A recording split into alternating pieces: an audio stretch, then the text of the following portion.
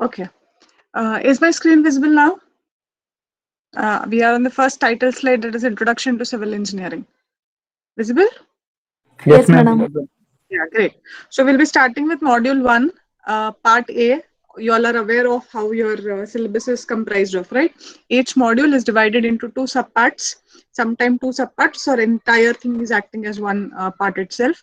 So here in module 1 of mechanics, it is divided into two subparts. That is, first one is Introduction to Civil Engineering, and second module, second part of the first module is Introduction to Engineering Mechanics, where the mechanics part starts, like force and etc. Okay, so those definitions and types and characteristics and all, we'll take it up when that starts. So we'll to begin with, we will start with Introduction to Civil Engineering today. Okay, so these are going to be the contents of the your today's class. So coming to civil engineer, before reading, even it is visible to you, all of you. So what thing comes to your mind when I say a civil engineer? Who is a civil engineer? What is a civil engineer?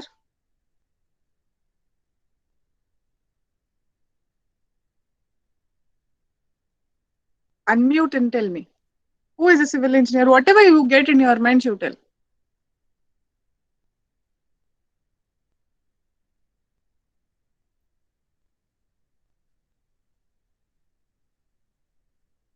Nobody? They involve in construction works. They involved in construction ones. Okay, correct. Anything else? Absolutely right. Civil engineering is a person related to construction. Yes. Civil engineer is an engineer who designs buildings and all. Who designs buildings and all. Yes, correct. So generally, what you get in mind is a civil person, a civil engineer is a one who is involved into construction or buildings of houses or structures. You take any big structures, we call them as high-rise buildings, right? Or skyscrapers, they are called as now the ones which you are seeing, like ground floor plus 60-story building, 70-story building, right? So they all are called as skyscrapers or they are called as high-rise buildings. So when we say civil engineer, the first thing that comes to our mind is all the one who is building all those. Correct? He is related to only construction. That is what is a civil engineer. But don't I use this term civil in other places also? Generally, if I remove the civil and engineering, I will break the civil and engineering. Forget engineering for a while. What is only civil meaning? Civil services you have. What is that? Social. Social, yes. Correct. Anybody else? Any other answer you want to give? What is the meaning of civil? Public services. Public services. Correct. Civil services is public services. Your classmates are telling answers very good. Appreciate that. So something which is related to society, public, it is related to the needs of the public. Civil service is a person who gets into civil services, right? So when I'm bringing that term civil with engineering, this civil engineer is going to be responsible for the betterment of the society, because civil engineer is not the only one who constructs houses. He is the one who is, he or she is going to be the one who is going to construct the roads, the water supply, what we get to our houses, right? That is also a job of a civil engineer. Who builds the dams, reservoirs? Who does? That is a civil engineer. So we get daily drinking water because of a civil engineer. We stay in a house because of a civil engineer. We walk around, we are traveling to other places, beautiful places, etc., on roads. That is because of a civil engineer. If you're flying through airplanes, also, the construction of the aerodrome or the airports, if you're traveling through railways, right? The construction of rails, that is also a civil engineer's job. A civil engineer does that, right? So transportation came into picture. When we get back to house, so apart from the drinking water, we have drainage system. No, imagine if there was no drainage system, what would have happened? So there is a proper drainage system from each house. There is a main sewer line. Sewers are connected, short, small ones. Then the main sewer line is there, which again these secondary sewers or tertiary sewer lines come and join. So entire sewage system is designed by who? It is designed by a civil engineer. Okay, so he does that. He does construction of roads. He does houses, bridges, rails. Apart from this, your environmental, these days it is becoming very important, aspect because of global warming and all. So we have something called as environmental engineering. Environmental engineering is a master degree course. Who can do that is a BE chemical engineer or a BE civil engineer will be able to do that. Okay, MTech environment is done only by civil and chemical students, more of civil, a civil engineering student, because he is going to deal there with all the things that are going to come directly in contact with the environment, which might spoil the environment. For example, we have so many industries here, right? Any industry you take, for example, you eat chocolate, you eat chips. For your level, I'll go down to. So when you're making a chocolate or a chips, you will have raw materials that you're going to get inside the industry. You're going to do some work with it. You'll use it, or you want to make chips, you make chips out of it. Whatever work you do, there would be some waste material that is going to be coming back at the end. That waste material, where they're going to dump it? They will dump it into the environment. Very simple, right? So every industry will have an environmental engineer who is assigned to that industry, who will check that uh, uh, waste material before dumping it into the nature, whether it is harmful, whether it is not harmful. If it is harmful, then it is his job to treat it. So treatment has to be given. So there is a subject called solid waste management in civil engineering. It is environmental engineering. Not only MTech environmental engineering, civil students, BE civil, they also study environmental engineering 1, engineering 2, wherein they study of wastewater, solid waste, how do we treat those, right? So all these things. Again, this all is civil engineering. Today, probably this is the first time you're listening all this. Generally, 90% of the time, apart from say civil students, civil engineering students, or the staff involved, or the basic people who are civil engineers, apart from them, yes, everyone thinks that civil engineer is the one who is only going to construct houses or structures. But no, there are so many fields in civil engineers. That's why this unit 1 is, they will give you a brief idea of civil engineering is what are the things that are coming in civil engineer, who is a civil engineer, and why that term of civil is given to us. Because we are directly connected to the society. Your wastewater treatment, your drainage system, you get good drinking water because of the dams and reservoirs, right? So what is happening? This is a cycle. So directly he is influencing the society. There is a directly proportional, if I talk in terms technically, civil engineer is directly proportional to the society. All the societal needs is done only by a civil engineer. It is like the main thing. Roti, kapda or makan, they say. Do they say roti, kapda and phones, cell phones? What are the 3 basic things that are required? Roti, kapda or makan. That is, you need to eat, you need to live, right? You need clothes. That's it. And when I say I need to live in a house, makan, that is a civil engineer. There no other engineering comes into picture, right? I'm very proud of my field. That's why I'm telling. I don't here disgrace any of the engineering fields. If you're from different background, I'm sorry, I'm not disgracing. Just because I am very proud of my branch, that is why I was telling this, right? So coming to civil engineer, what is civil? It is related to the citizens or the society. Who is an engineer? An engineer is a person with the knowledge of science and mathematics with inventive skill who develops solution to technical problems. So if I leave civil, now you all are from different branches. Like tell me how many, what different branches are you coming from? 1 or 2 of you just tell me your class C division. Which branches you all are from?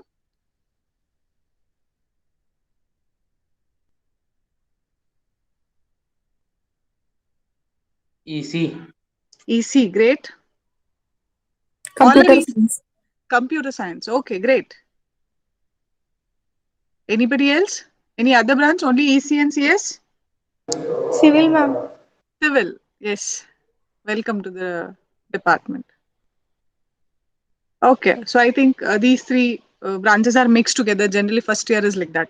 So engineer, now this engineer definition is to all of you, leaving the civil apart. What is an engineer? When you become an engineer, it is your job to do what? Not to do some items just, I will make a software and I will sell it into the market and I will earn money. No. By default, an engineer is a person who should be addressing the problems of the society. There would be a problem, and that problem has to be removed, eradicated. And that eradication is done by an engineer because he knows the technical things related to that, right? So now the problem could be anything. It could be in a field of electronics, it could be a field in computer science, or the problem could be a general problem. You will try to give a solution with respect to what knowledge you have. Right? So say when initially we didn't have LED lights, we had this general lights, right? So the current bill was more, electricity consumption was more, right? So now economically it was not good or feasible for some people, or even it was a waste of natural resource. So LED came into picture. So somebody must have thought in that way, no? That okay, this is a problem. Can I do a better type of a project or product which is going to help even the low class people, or which is affordable by everybody, or which is economical? That problem, somebody must have thought it in that direction and then tried to work on it, and then he came up with this LED solution. Now to everywhere you find these LED lights, very cheap, right? So that problem now, if anybody can afford it, or your current bills are not going to be that high, or the more than economical, think of the natural resource that you are trying to save. So that was a problem, or it was not exactly a problem, but he tried to do something betterment to the society.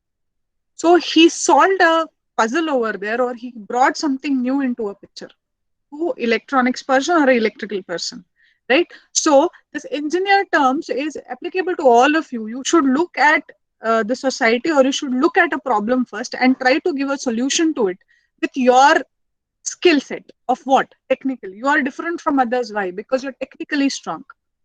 So using your domain, you will be trying to give the solutions to the society, and that is what is an engineer. So always keep that in mind, right? 90% of the time we forget this and we're running only after money.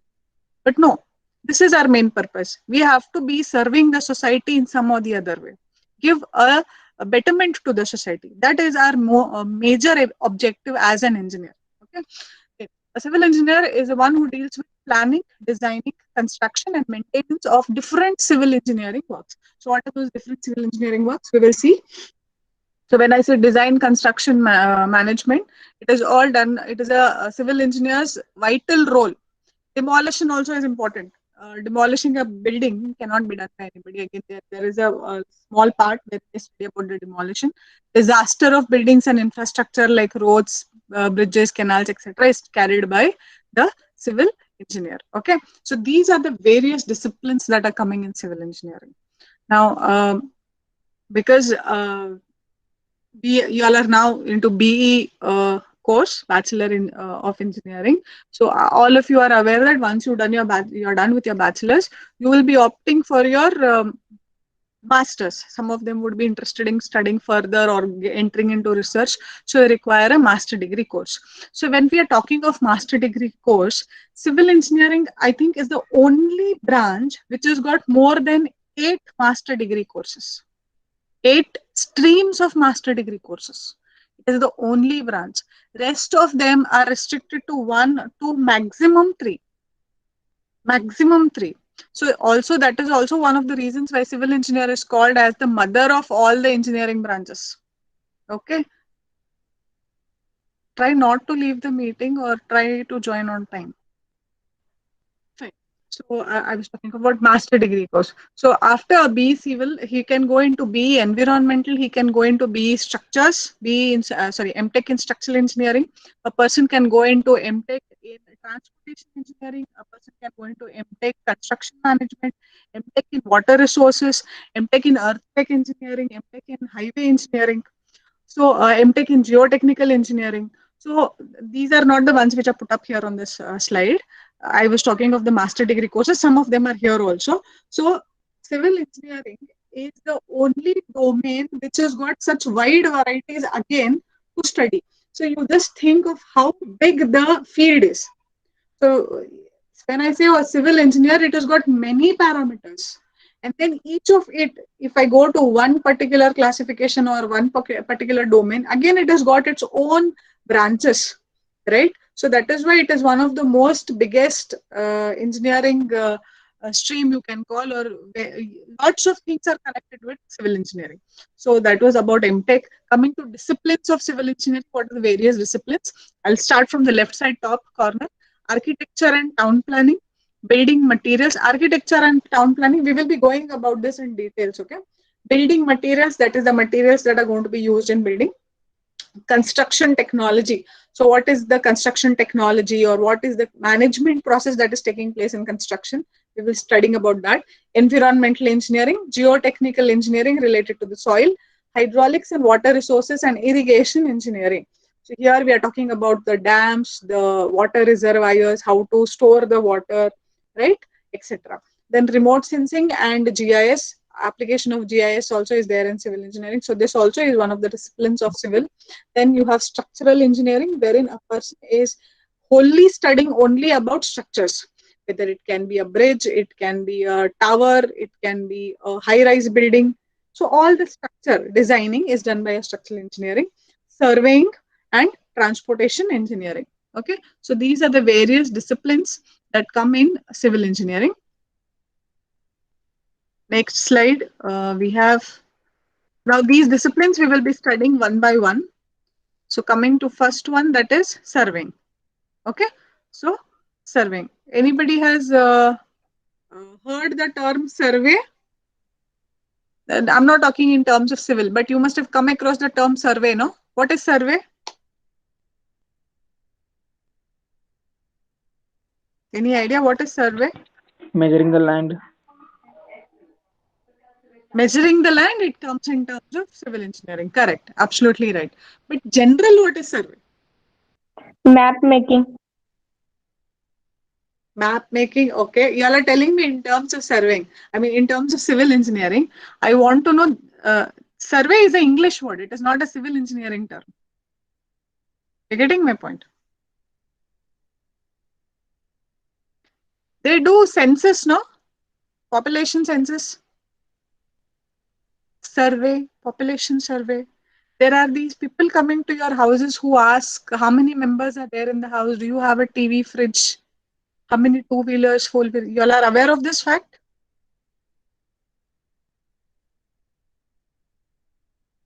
Usually school teachers are sent for that job. You all are aware of this? They come to your houses to know how many people are staying, what is the age group, how many kids are there, how many elders are there. What are they doing? They're collecting information. So when I'm talking of general population survey, survey means he's trying to collect all the information related to the population. And that's why he asks you what are your ages, your or age group. He tries to see how many people are there. Then city by city, area by area, when they get all that, they are going to merge it. And then on that, say Belgaum city, then they do rural, then Belgaum district, they get all the details. Then Belgaum district, same like that, all the other districts. So Karnataka state. So in Karnataka state, so many districts are there, so many talukas are there, so many males are there, so many females are there, this many number of kids are there, right? So what is this? They are trying to get the information, collect the data related to population now, that was. So now, when I talk of surveying in terms of civil engineering, two of your friends already said map making or surveying is measuring the distances. Yes, very important. So when we come as simple as construction only, say he has to start construction. So it is important for me to first measure my land, right? So I need to fix a boundary to it. I just don't start construction anywhere. So I need to fix the boundary to it. I should measure. There is measurement involved. So in short, first in simple terms, if we want to define surveying, surveying is the art of map making. What is a map? On the map, everything is visible. Where there is land, where there is water body. Atlas you used to use, no, in your school days, high school days. So it gives you all the data.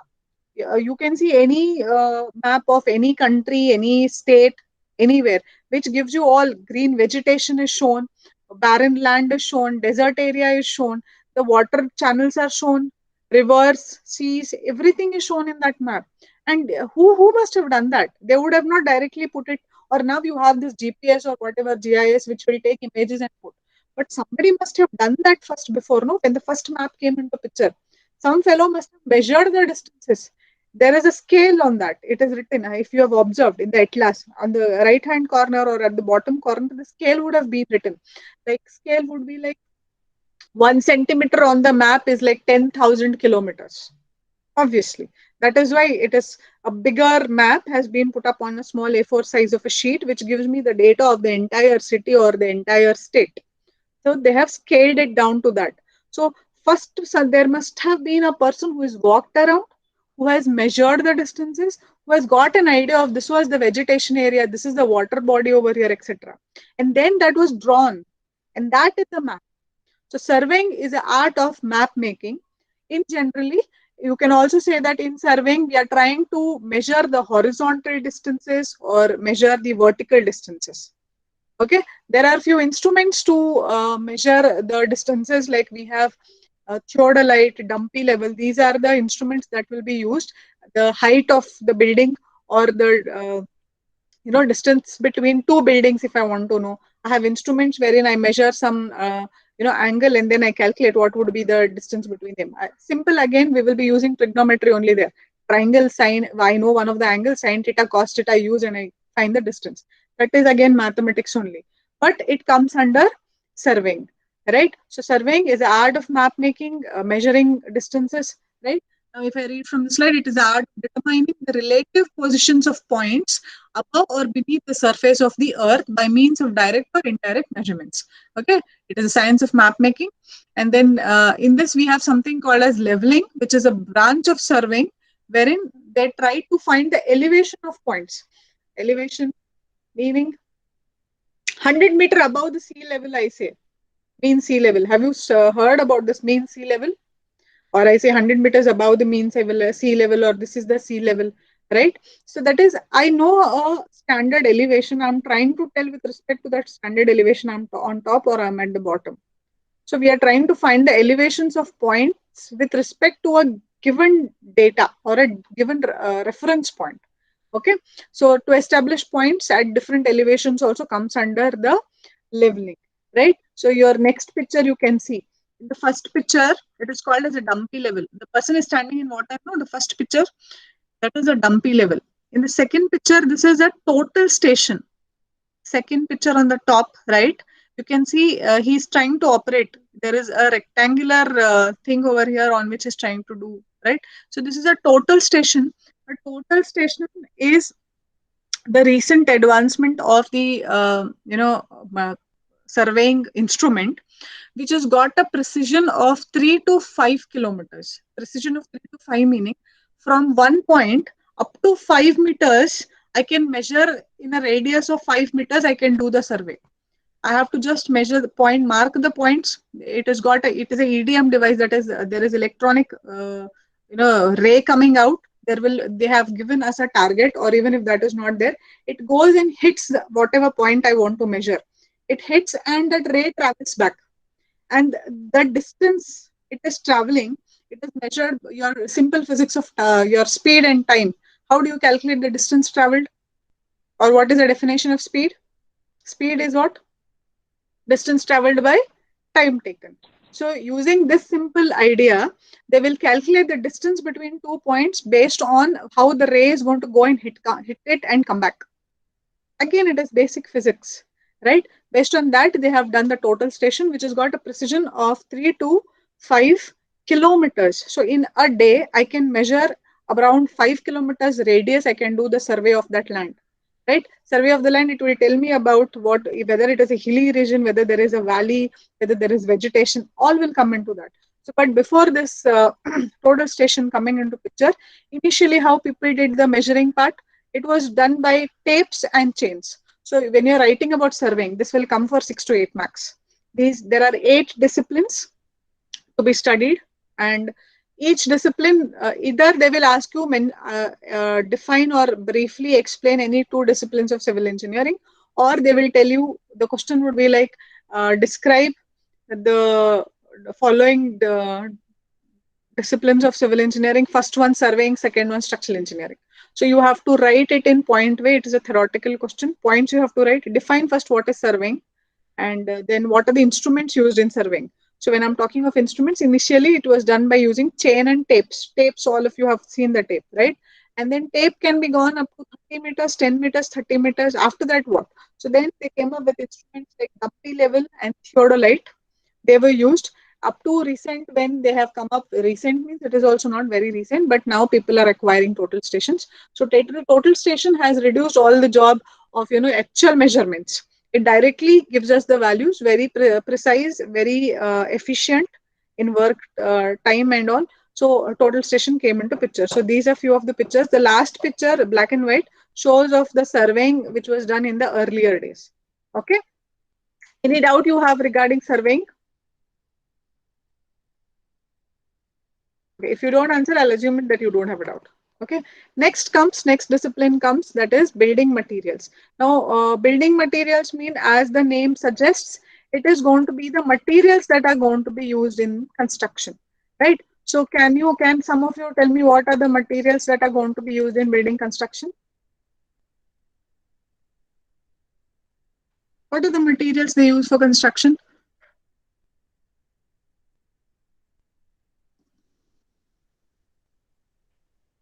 Yes. I have told you before only, I want a interactive class. What are the materials that are going to be used? Blocks, Blocks, soil, soil. Okay. Cement, And sand. gravel. Yes, cement, sand, gravels. Yes, correct. Anything else?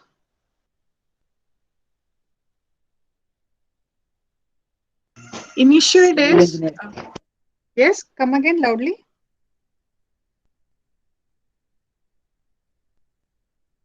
Rods. I didn't get you.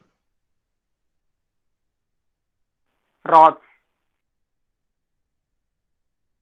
I'm not able to catch a word. Sorry. You can type it in the message box or else. Okay. So might be is right also. I'm not able to catch the word. So simple materials, what do we see? Site. When you go to the site, you can see cement, you can see sand, you can see those black color stones, right? Those black color stones are nothing but, in technically, they are supposed to be called as aggregates. Aggregates. Okay, aggregates. They're called as aggregates. And those stones, black stones, are called as coarse aggregates. Coarse means bigger. COARSE, not COURSE. COARSE, coarse aggregates, that is bigger in size. And there is something called as fine aggregate. Fine means small. But fine aggregate is your sand. What is the sand you see, no? So we don't say sand when we are in the lab. We say fine aggregates. Sand is not called as sand. Sand is a sand for general common man. For a civil engineer, sand will be termed as a fine aggregate. So we have fine aggregate, we have coarse aggregate, we have cement. So that when I add water, it becomes concrete. Agree? In that concrete, if I'm putting steel bars, that becomes RCC, reinforced cement concrete. So that is also a material. So I'm making use of steel. Apart from RCC, that is introduction or putting the steel into the concrete and making it into RCC, I can have a whole lot of steel structures only. You must have observed steel structures these days. They're coming up everywhere. So steel becomes a building material then, right? Because I'm using it into the construction. So steel is one of our building materials, right? Then what were the building materials that were used in the previous era, say some 80 years back? wood, Wood, right? If you've seen the houses, the walls, you were able to scratch it. It was made up of what? Soil. Soil. And in soil, if you actually have scratched it, if you have seen any houses in villages, or you have a house in a village or such a house wherein the wall is made up of soil, if you scratch, you will see something like your grass, dried grass, which is called as hay, Hay, not Hey, hay. Okay, Hay, hay is a dried grass. That grass is used along with soil to have that bonding. Okay, so these were the materials that were used previously. So when we are talking of building materials, we will be starting with all the materials that were used from previous stage to we will come to now what usage is going on. Okay, so materials used in construction of engineering structures such as building, bridges, roads, etc. are called as building materials or engineering materials. Okay, building material technology deals with proper use of desired materials for construction economically. Bricks, nobody told me bricks. Brick, tiles, you're making use of tiles in the house, soil, cement, stone, sand, steel, aggregate, glass, you make use of glass, no? Glass, then wood, then plastics. These all are building materials. Okay, some of them are naturally available and some of them are man-made. The mechanical properties of these shall be sufficient to avoid the failure. If I'm using it into the construction, I should see that my building is standing strong. So I need to know the material's properties. Now, when I give you a brick and I give you a piece of steel, which is strong? I will give you a steel block. I will give you a brick. Which one is strong? Steel is strong. Correct? So I know what kind of forces or load my building is going to take. So in that scenario, I need a material which is going to stay strong there. And that would be, I will pick up a steel. Bricks also are used. I don't deny bricks are used, but it is all based on what? It is based on what type of structure it is. Now I'm constructing a single floor house or a ground floor house. Compared to that house, if I'm talking of I'm constructing a bridge, which one is important? Bridge or a residential house? Where I should take more care? Bridge. Because so many people are roaming around it and it is carrying such heavy loads because so many people are moving on and on it. It is carrying that many people's weight. Whereas a residential building wherein 3 or 4 people are going to live, it is simply going to be acting like a house which is going to avoid or safeguard these people who are living in it. It is not going to take any major loads. A ground floor building is not going to take any kind of load. It is a simple structure. Whereas a bridge is a complicated structure and it is very important because society, it is directly connected to society. You don't design a bridge properly, it collapses and people will lose their life. So that is why it is civil engineering is, that term civil is given, society. Roads, bridges, all come under that, right? So the materials have to be, whichever material they are going to make use of, they would have found out the strength of that material and the property of that material. Okay, so if they ask you about building materials, you will define what is building materials. You will write some materials which were used previously, which are used now. You'll mention about steel, cement, concrete. Then you'll mention about RCC. You mention about steel structures. Okay. Then have you heard of the term curing? Or if you have observed, if you in your house you have had a recent construction in the house, any small element must be, or your father or your brother must have gone into construction. You have constructed a room or a house. They go and put water to the building. Are you aware of this fact? Yes. Yes, they go and they put water for some particular amount of days. Do you know how many days? 10 to 15. 10 to 15. Okay. Anybody else? Okay. You're supposed to give water to the newly constructed cement. It is basically cement. Okay. Wherever cement is used, there only for 28 days. Okay. This process is called as curing. The process of watering or giving water is nothing but curing. Even you have seen smart city road construction is going on. They can't, all cement roads, no. So they are not able to put water. You have seen they have put those gunny bags, jute bags, goni chila. They have put those and they have put water on that. Why? Water will remain on that wet bag, right? And hence the cement concrete is coming in contact with water. What is the process is technically cement, when it comes in contact with water, it starts hardening. That's why it becomes hard. No, in this process, it is giving out lots of heat. Lots of heat generation is taking place, and that heat is dangerous for the cement concrete because it will start producing cracks in the building. So there is enormous amount of heat that is generated when this cement concrete is being set up. And if I don't treat that heat, it is called as heat of hydration. If I don't treat that heat, the heat becomes so much excessive that then there would be cracks in the building. So to avoid that, what they do, they have to go and water it so that the heat goes away. It should calm down, and in 28 days, when it is in water, it starts slowly getting that strength. The strength increases of that cement block. Okay, there are experiments done, even our final year projects or MTech students, where then they actually cast those small cubes and cylinders and beams, small beams. They cast using concrete with other materials, and they keep it in water for 28 days. And then they remove it out of the water, and then they check its strength. So there are various studies involved. So that is what I was trying to tell you about a building material. So water also is a building material because water is used. Without water, concrete will not come into picture. If I don't add water to the cement, concrete will not come only. So water also is an important building material. Plain and good water has to be used, right? And now I was talking of 28 days curing strength, what I said.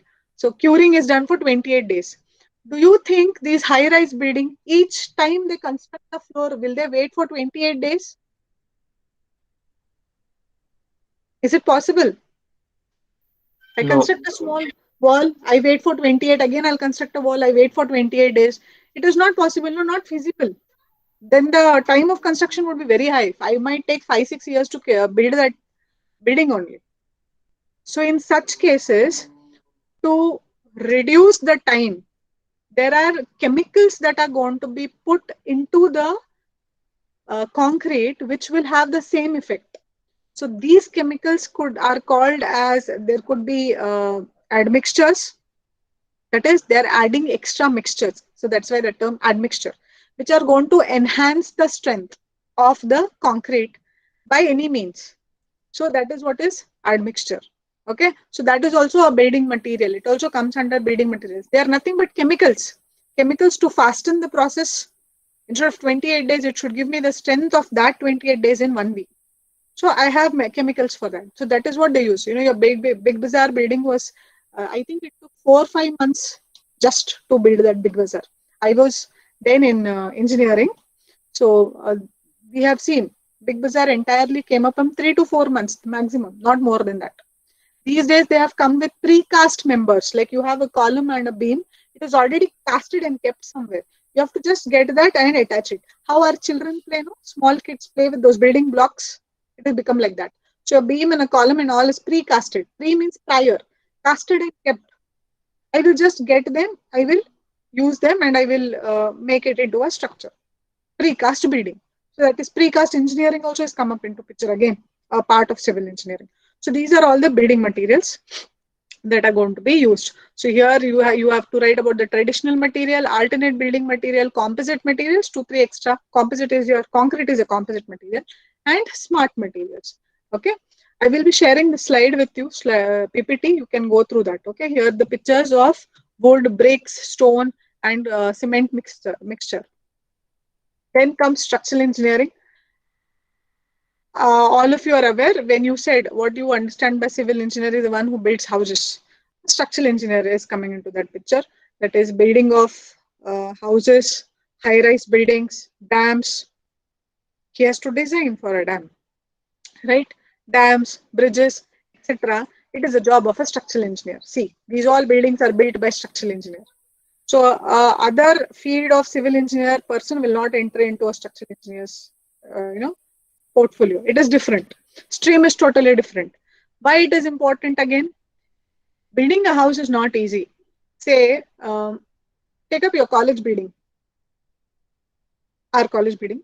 So when I am talking of a classroom, how many on an average, some 60 students are there in the classroom, right? So I will know on a particular first floor how many classrooms are going to be constructed, and assuming there are 60 students in the classroom, so totally how many 5 divisions are there? So 5 into 60 is the total number of people. On an average, I should know the average weight of the students. That much of load is coming on the structure. So keeping that in mind, I will be designing first. I have to design the structure. That is the job of a structural engineer. Say you have a party at home. You have a birthday party at home, and you are going to invite 20 people. Say you're inviting 20 people. Now tell me very frankly, you're inviting 20 people. Are you going to cook only for 20 people, or are you going to cook for 15 people, or are you going to cook for 25 people? Give me an answer for this. 25 For people. 25 people. 25 people, correct? Why? You might expect some extra people coming into picture. Correct, no? You're expecting some extra people to come into the picture. They might come. They might not come also, but they might come. So you don't want that scenario where you have cooked exactly for 20, there are 25 people, no food. What is that? Buffer. That is the factor of safety. There is something called as factor of safety that comes in civil engineering when you're doing RCC design. Factor of safety. I know that 60 is the number of students that are going to be in one classroom, but I cannot take a chance. There could be a time where 80 students can come into the classroom. That would increase the load. So when we are doing the design, if I have to design a building for 100 tons, I will multiply it by 1.5 or 20% extra, 1.2 or 50% extra, 1.5. And when I multiply it, it becomes 150 tons. And I will be designing it for 150 tons. Why? Because I'm on a safer side. If I design it for 150 tons, so 100 is my requirement. So 100 will easily, no problem. 120 people also can come, 100, up to 150 the people can come. So that is a job of a structural engineer. He will be dealing with the loads that are coming. What are the types of loads? Now, when I say load, it could be a dead load, it could be a live load. Now, name, as the name says, dead load means, take an example of a classroom. In the classroom, the desks are going to be there only. No, our desk also go home in the evenings. The desks are going to remain in the classroom. Yes? Yes. So the desks are going to remain. The wall has got a load. It has got some weight. The walls will remain as they are.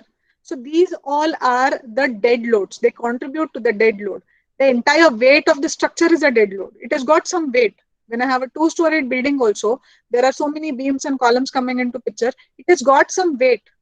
That is all a dead load. It is going to stay there stagnant. It is not going to move. It is going to be there. So you have to first categorize all the dead loads. Then comes the live load. You people are the live load.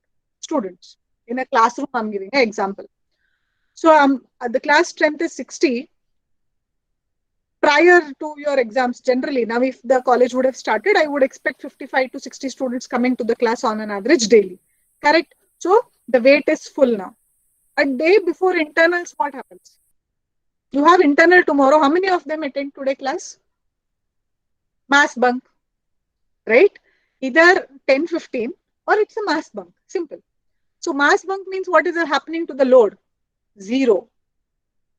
Right? So live load is varying. It can be more, it can be less.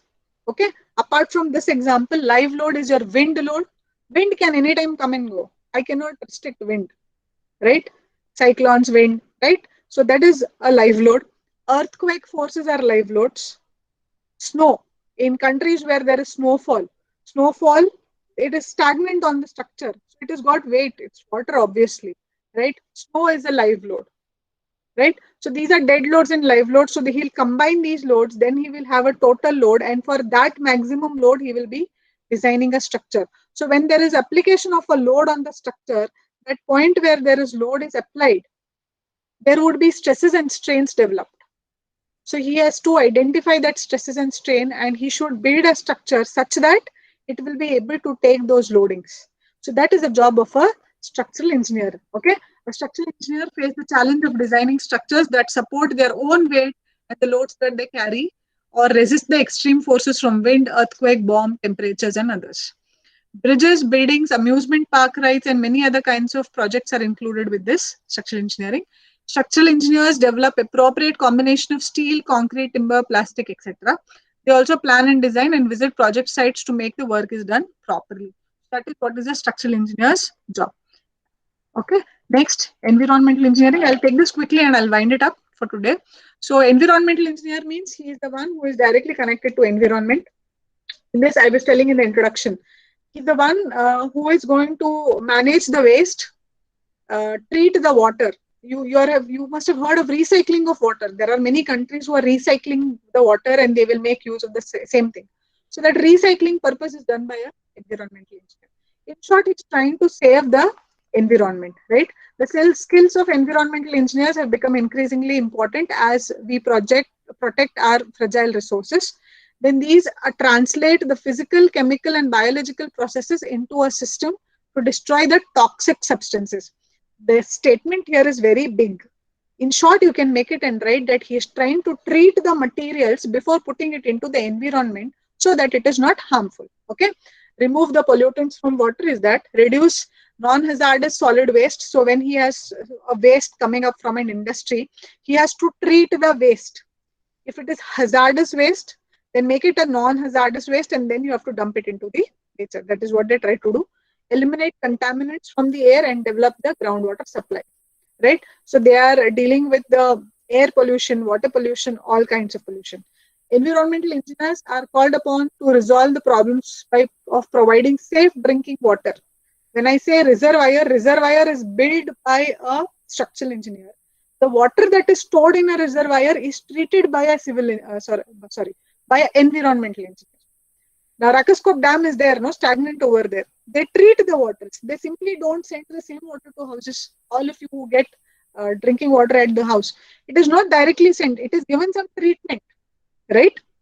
So the treatment is given by the environmental engineering, that is safe drinking water, cleaning up of contaminated sites with hazardous material, and disposing of wastewater and managing the solid waste. So these are all the works of the environmental engineer. So next we have geotechnical. I will stop at this point. It is 10:23. Do you have any doubts?